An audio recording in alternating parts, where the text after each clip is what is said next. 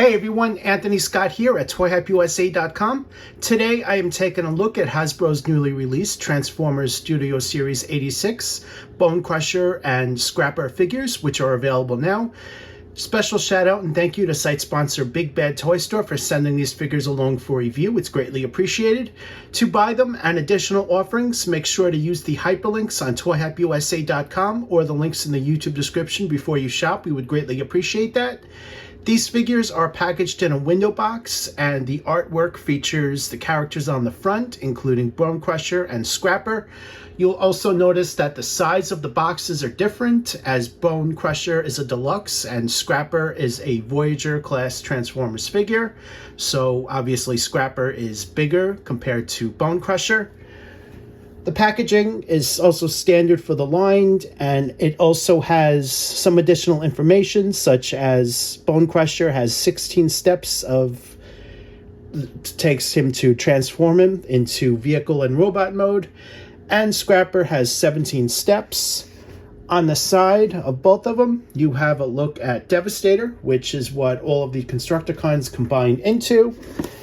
And on the other side, you have the sides of the characters, which you can see here. You also have the Autobot logo. On the back, you have additional images of the characters in both modes, a description, and an image of Devastator as featured in the movie. I'm going to open this up now, and let's take a closer look. Here is a look at the sheet of instructions for Bonecrusher and Scrapper. First, I'm going to start with Bonecrusher here. He should be the easiest one of the two to transform. Here is a look at that. The blaster can be stored in either one of his hands or stored on his back, but the instructions don't specify that. But I will show you guys what that looks like when I take a look at the figure. Here is a look at the back of the instructions. And that is a look at his vehicle mode. The blaster can also be stored right there on top. Here is a look at Scrapper.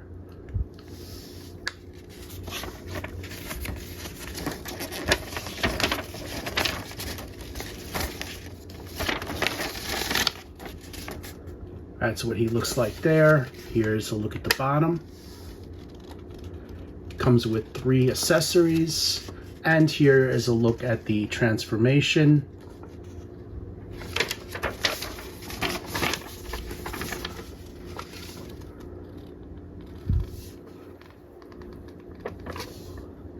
There's a look at the vehicle mode. And you can store these weapons on the vehicle as shown.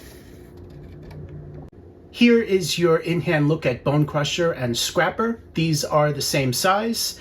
And I showed you guys the packaging showcasing that Scrapper is a Voyager class figure while Bonecrusher is deluxe. Scrapper was upgraded to Voyager class to allow an extra ankle point of articulation for the Combiner Devastator figure. In addition, he also includes purple cannons that can be wielded on their own or connect together to form Devastator's solar energy beam rifle. So these connect together and you'll be able to use them for the Combiner Devastator, which is definitely cool. Both of these figures are inspired from the 1986 Transformers the movie and are fantastic updates to the original figures from the 1980s. You'll notice that these are also the same colors as the previously offered Devastator figures that I reviewed, including Hook and Longhaul. These are green, purple, red.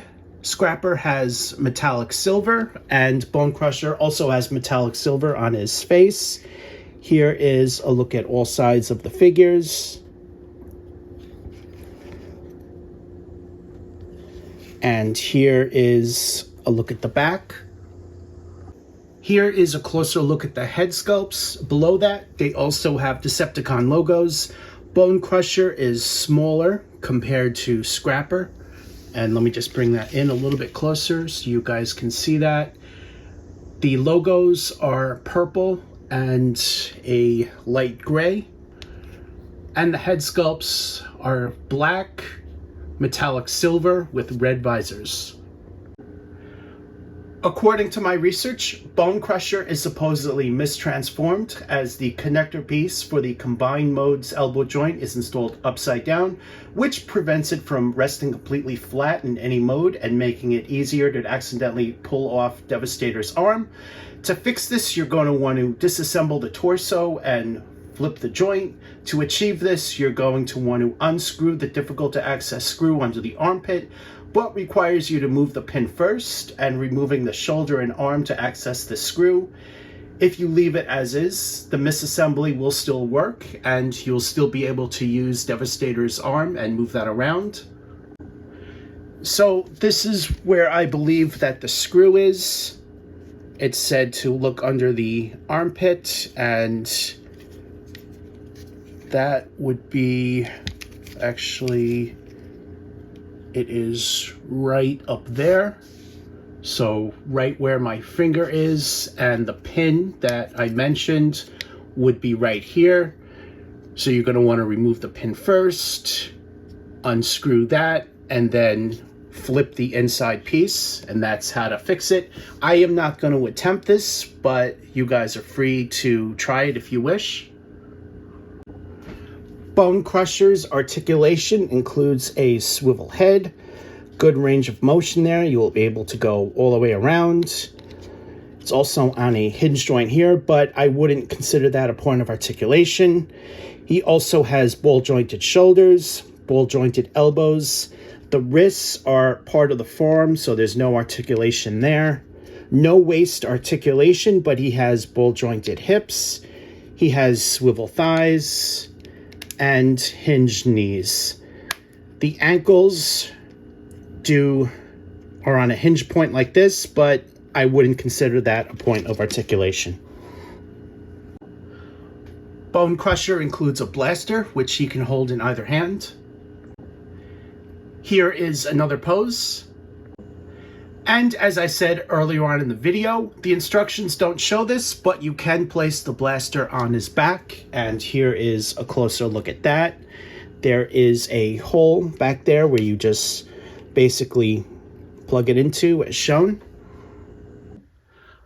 Bonecrusher is a bulldozer, and he has the Decepticon logo right there on the front plow, which is purple. Here is a closer look at that. He is mostly green, and he has some more darker purple right there on the front. And on the treads, he has some metallic silver on both sides. Here is a look at every view of this vehicle. You can move it, however, there are no wheels on the bottom, so it doesn't exactly roll on the floor, which I find unfortunate. Other larger Transformers figures might offer that, but not for a deluxe. Scrapper comes with 3 accessories. This is his smaller black blaster. Here is a look at the blaster in the other hand. Here is a look at those 2 orange blasters that are also included. One is bigger than the other. Here is another pose.